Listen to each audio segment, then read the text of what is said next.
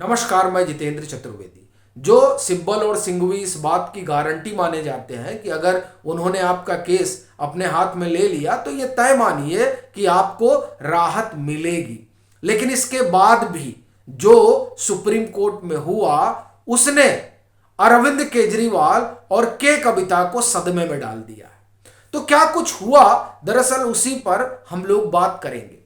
पहले आते हैं के कविता पर, क्योंकि उन्होंने भी अपनी बेल पिटीशन डाली थी सुप्रीम कोर्ट में और उनकी तरफ से कपिल सिब्बल पैरवी कर रहे थे, लेकिन वहां बात बनी ही नहीं।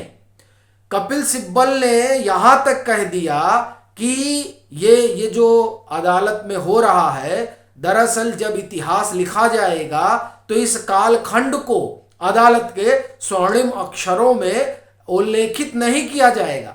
ये सब कहने के बाद भी के कविता को कोई सहूलियत नहीं मिली और उनको उल्टे पांव लौटकर जाना पड़ा। यानी कपिल सिब्बल के होने के बाद भी, उनके पैरवी करने के बाद भी के कविता को कोई सहूलियत नहीं मिली।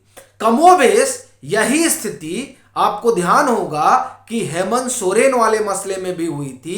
हेमंत सोरेन को जब ईडी गिरफ्तार करती है तब सुबह सुबह कपिल सिब्बल सुप्रीम कोर्ट पहुंच जाते हैं, और यही नहीं, इधर वो सुप्रीम कोर्ट पहुंचते हैं और उसके एक रोज पहले, यानी जिस दिन गिरफ्तारी हो रही होती है उस दिन ही एक साक्षात्कार भी आ जाता है। किसका?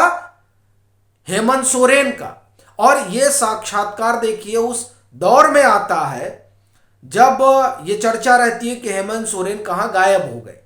खैर, फिर वो बाद में रांची में प्रकट होते हैं और ईडी उन्हें हिरासत में लेती है, तब वो साक्षात्कार बाहर आ जाता है। और उसके तुरंत दूसरे दिन कपिल सिब्बल जो है सुप्रीम कोर्ट पहुंचते हैं। वहां कहा भी जाता है कि हाई कोर्ट में तो आपने ऑलरेडी पिटीशन लगा रखी है, तो कहा जाता है कि नहीं, उसको विड्रॉ कर लिया जाएगा, आप यहां सुनवाई करिए। बेंच भी बैठती है, लेकिन वो मामले की सुनवाई करने से इनकार कर देती है। और फिर इसको लेकर कपिल सिब्बल पूरा माहौल बनाते हैं, प्रेस कॉन्फ्रेंस करते हैं कि सुप्रीम कोर्ट को बता देना चाहिए कि आखिर में कौन सा मामला जो है हम लेकर जाएं और कौन सा मामला नहीं लेकर जाएं। और एक तरह से आप कहें कि एक अभियान अभी भी सिब्बल साहब चला ही रहे हैं इस बात को लेकर कि देखिए जुडिशरी किस तरह से व्यवहार कर रही है। और खास तौर से आप देखें तो सिब्बल साहब बड़े वकील भी हैं और राजनेता भी हैं, तो दरअसल वो दोनों ही तरीकों से चल रहे हैं। लेकिन वो जो एक विमर्श गढ़ने की कोशिश कर रहे हैं वो उसमें किस हद तक सफल होंगे ये जाहिर सी बात है, चुनाव के नतीजे बताएंगे। लेकिन के कविता वाले मसले में उनको कोई राहत मिली नहीं। और इससे अलग कहानी अभिषेक मनु सिंघवी की नहीं है। वो इसलिए मैं कह रहा हूं क्योंकि ऐसे ही जब अरविंद केजरीवाल को गुरुवार को यानी 21 मार्च को ईडी हिरासत में लेती है, तो पहले तो ये होता कि रात ही में कोर्ट बैठ जाए सुप्रीम कोर्ट। लेकिन सुप्रीम कोर्ट ने रात में ना बैठकर एक बात तो स्पष्ट कर दी कि कानून के सामने हर आदमी जो है वो एक समान है। नहीं तो फिर वो देखिए रात में अगर बैठते तो फिर जो एक अलग तरीके का विमर्श गढ़ा जाता कि साहब आम आदमी अलग है और खास आदमी अलग है। तो मुझे लगता है इस बात का ख्याल खूब रखा माननीय न्यायालय ने और कहा कि नहीं, अब कल आइए, कल सुनवाई होगी, यानी बैठे ही नहीं। खैर, सुबह सुबह ये लोग पहुंचते हैं और लिस्टिंग वगैरह हो जाती है। फिर ये चलता है कि साहब ये लोग आपकी बेल जो पिटीशन है उसको ये लोग सुनेंगे। अब होता क्या है कि इधर के कविता की खारिज हो जाती है और उधर अपना पिटीशन विड्रॉ कर लेते हैं अभिषेक मनु सिंघवी। फिर सवाल उठने लगता है कि आखिर ऐसा क्या हुआ कि ये सुप्रीम कोर्ट से भाग लिए। तब चर्चा ये होती है कि इनको इस बात का अंदेशा है कि हेमंत सोरेन को भी राहत नहीं मिली थी, कि कविता को भी राहत नहीं मिली, कहीं ऐसा ना हो कि अरविंद केजरीवाल को भी लेने के देने पड़ जाए और यहीं से जब खारिज हो जाएगा तब क्या करेंगे, फिर तो लंबे समय तक रहना पड़ेगा। और भी कई तरह की चीजें जो है इन लोगों के बीच चर्चा में रही। कि ये नहीं करना चाहिए, वो नहीं करना चाहिए। अंततः इन्होंने तय किया कि नहीं, नीचे से ऊपर आते हैं, बजाय इसके कि ऊपर से ही खारिज हो जाए तो सारे रास्ते दरवाजे बंद हो जाए। तो इसलिए इन्होंने विड्रॉ कर लिया। अच्छा, यहां विड्रॉ कर लिया। अब अभिषेक मनु सिंघवी ने राउज एवेन्यू कोर्ट में पैरवी की, यानी जो 22 मार्च को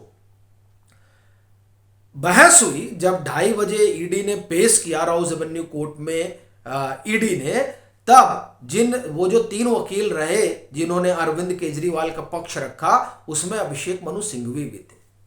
पूरी कोशिश की, एड़ी से चोटी का जोर लगाया, लेकिन वो अरविंद केजरीवाल को ईडी की हिरासत में जाने से नहीं बचा पाए। पूरा उन्होंने ढेर सारा आर्गुमेंट रखे कि ये जो गिरफ्तारी हो रही है, ईडी ने हिरासत में लिया है, ये पॉलिटिकल है, फिर इस मामले में कोई भी फैक्ट्स नहीं है ईडी के पास, और ईडी जो इस तरह से ये जो गिरफ्तार कर रही है ये ठीक नहीं है। समय को लेकर सवाल उठाया गया और फिर दस्तावेजों को लेकर सवाल उठाया गया। कहा गया कि ये जो गवाह हैं, इनकी गवाही जो है वह ऐसा नहीं है कि उसको एक तरह से एविडेंस मान लिया जाए। फिर उसमें सुप्रीम कोर्ट के ऑर्डर का हवाला भी दिया गया, तमाम चीजें की गई, लेकिन अभिषेक मनु सिंघवी की सारी दलीलें धरी की धरी रह गई और कोर्ट ने जो है 28 मार्च तक के लिए अरविंद केजरीवाल को ईडी की रिमांड में भेज दिया। कहना यह है कि ये पीएमएलए के तहत पूरा अभियान चला, पीएमएलए एक्ट को लेकर अभी भी चल रहा है, और वो अभियान चलाने के सब अगुआ हैं, उसमें कई लोग हैं, सिब्बल साहब भी हैं। और देखिए, सिब्बल साहब तो वैसे भी नरेटिव गढ़ने के जो है आप कहें कि पुरोधा माने जाते हैं। मैं आपको एक घटना सुनाता हूं और फिर अपनी बात को खत्म करता हूं। बात 2018-19 की, उस समय सिब्बल साहब कांग्रेस में हुआ करते थे, और जो आज ईवीएम का बितंडा देख रहे हैं, दरअसल उस बितंडा के जनक ही सिब्बल साहब। बाकायदे लंदन में जाकर प्रेस कॉन्फ्रेंस होती है और उस प्रेस कॉन्फ्रेंस में पीछे सिब्बल साहब खड़े रहते हैं, और वहां एक कोई सज्जन होते हैं, वो डेमो दिखाते हैं कि किस तरीके से जो है ईवीएम हैक कर ली जाती है। और फिर बाद में सिब्बल साहब कहते हैं, नहीं मुझे तो बुला लिया गया था, मैं तो वैसे ही चला गया था। पहले तो सब इनकार करते रहे, बाद में पता चला कि नहीं, चूंकि चीजें आ गई थी बाहर।